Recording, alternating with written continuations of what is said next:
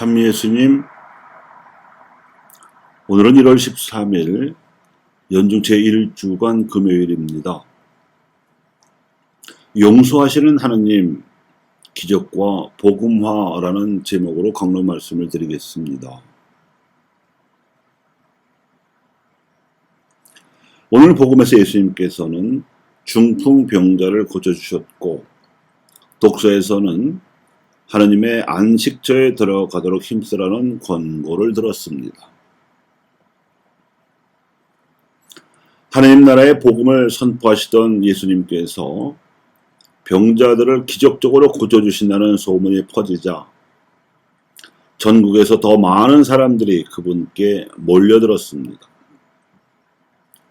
쉽사리 그분 앞으로 접근할 수 없게 되니까 이번에는 거동이 불편한 중풍병자를 도와주려던 사람들이 지붕까지 뜯고 그를 그분 앞으로 내려 보냈습니다. 예수님께서는 이런 상황에서 세 가지를 보셨습니다.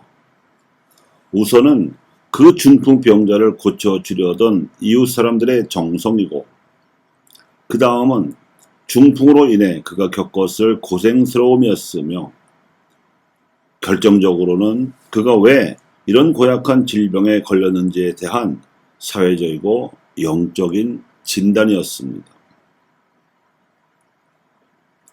중풍이란 사지가 마비되어 마음껏 움직일 수 없게 되는 병입니다.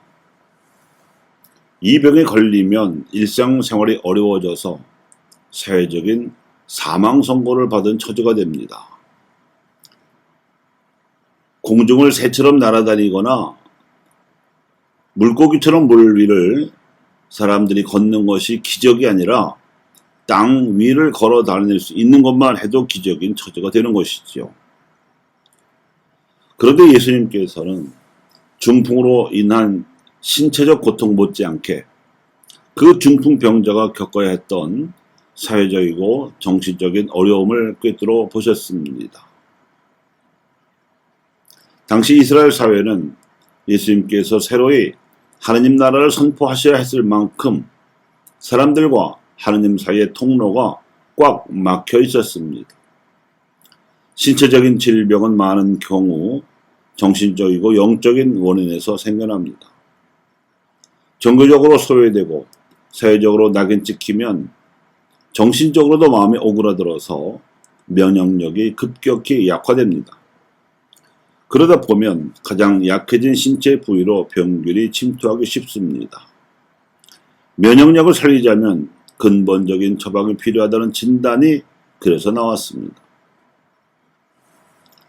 중풍병자도 근본적으로 도와주자면 중풍을 앓게 된 근본 원인을 치료해 주어야 했고, 그것이 예수님께서 보시기에는 죄를 용서해 주시는 일이었습니다.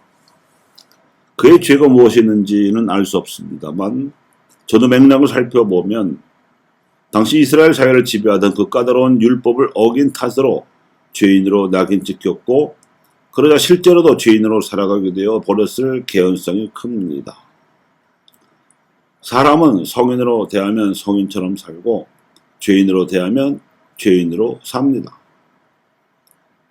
그래서 예수님께서는 중풍을 고쳐주시기에 앞서서 죄를 먼저 용서해 주셨습니다.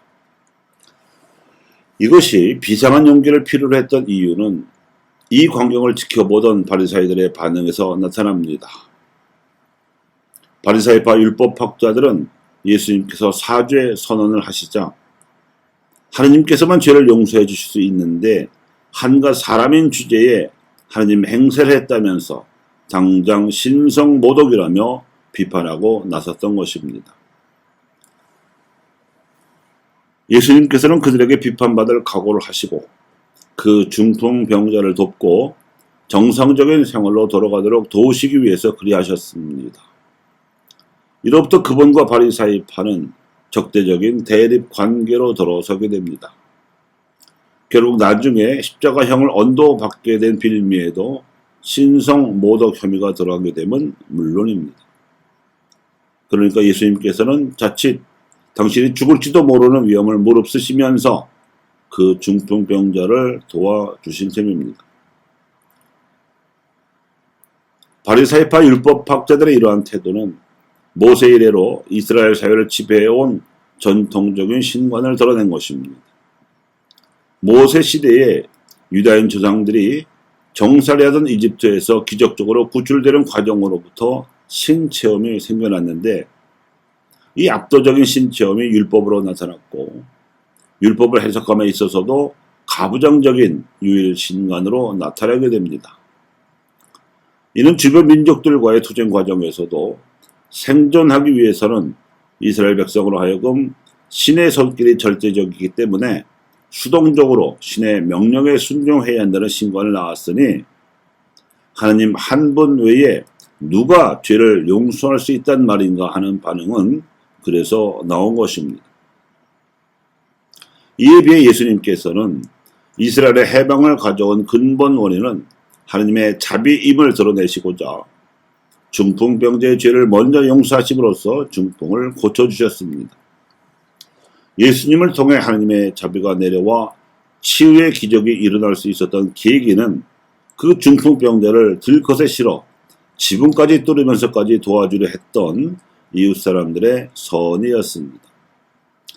이로써 전통적 신관에 비해 예수님께서는 근본적이면서도 상호인격적인 하나님을 보여주셨고, 이것이야말로 치유의 기적이 일어날 수 있게 했으며, 사람들로 하여금 이런 일은 일찍이 본 적이 없다는 복음적 매력을 불러일으키게 하는 복음화의 단초가 되었습니다. 무릇 복음화는 사람들의 종교적 신념을 강제로 바꾸어서 개종시키는 일이 아니라 하나님의 해망적 자비를 체험하게 해주어서 복음적 매력을 불러일으키는 일입니다. 모세 시절에도 예수님 시절에도 그리고 오늘날에도 여전히 하나님께서는 죄에 얽매여 고생하는 인간을 용서해 주시고자 기다리십니다.